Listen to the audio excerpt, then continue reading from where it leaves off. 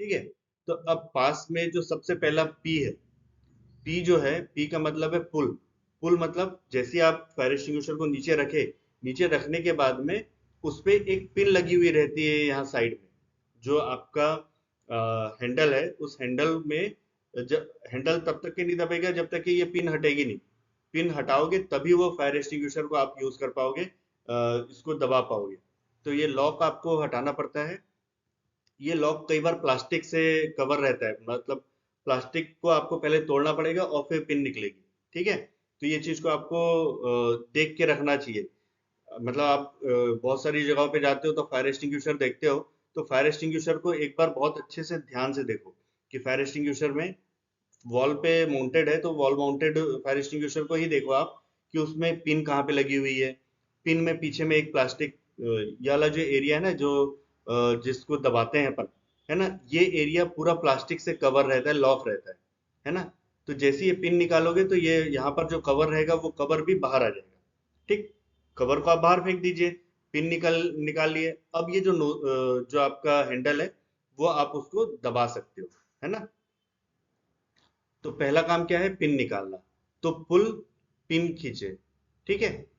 Pull the pin करके first point होता है। सेकंड पॉइंट होता है एम लगाना है। एम कहाँ पे लगाना है? एम आपको बेस में लगाना है। मतलब आग की लपटें अगर ऊपर तक के जा रही है, तो इसका मतलब ये नहीं कि ऊपर आपको फायर एक्सटिंग्विशर यूज करना है। क्योंकि फायर एक्सटिंग्विशर को अगर आप लपटों पे यूज करोगे तो उसका कोई मतलब ही नहीं है। आपको आग जहाँ पे बेस पे, जहाँ पे आग लगी है, उस जगह पे एम करना है। जैसे यहाँ पे लपटें ऊपर तक की जा रही है, पर आग तो लगी यहाँ पे नीचे में है। तो आपको फायर एक्सटिंग्विशर का जो मुंह है, मतलब वो जो नोजल है, नोजल आपको उस तरफ रखना है जहां पर आग लगी है। जिस चीज के ऊपर में आग लगी है उसके ऊपर में आपको एम करना है। ठीक है। तो सेकेंड पॉइंट है एम करना, और एम करते समय आपको बेस पे एम करना है। थर्ड पॉइंट है स्क्वीज करना। जब आपने नोजल अच्छे से पकड़ लिया, मतलब नोजल को आपने अच्छे से पकड़ लिया है और आप थोड़ा सा स्टेबल हो, और तब आपको अब क्या करना है, एम भी लगा लिया है आपने, अब आपको हैंडल को दबाना है। जब आप जैसी हैंडल दबाओगे तो क्या होगा, सामने से क्या चीज निकलेगा, वो सामग्री निकलेगी जो फायर एक्सटिंग्विशर के अंदर में होगी। अगर केमिकल है, पाउडर है तो पाउडर निकलेगा, पानी है तो पानी निकलेगा, गैस है तो गैस निकलेगी।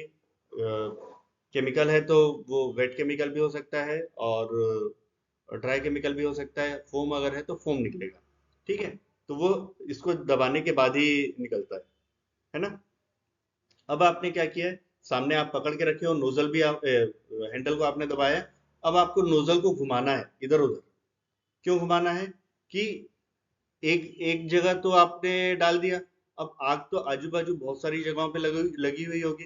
तो जहां जहां पे लगी हुई है वहां वहां पे आपको नोजल घुमाना है, और उसके बेस पे मतलब फायर एक्सटिंग्विशर यूज करना है, ताकि आजू बाजू में जहां पर भी आग लगी हुई है वो सब जगह पे आग बुझ जाए।